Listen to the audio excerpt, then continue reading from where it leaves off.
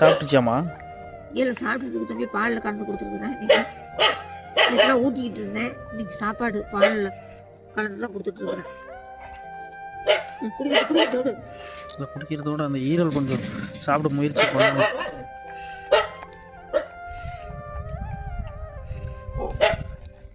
சாப்பிடல, சாப்பிடுதான்.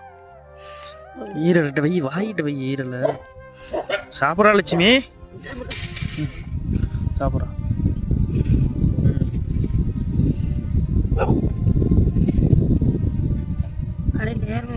சரி கட்டல தூக்கு.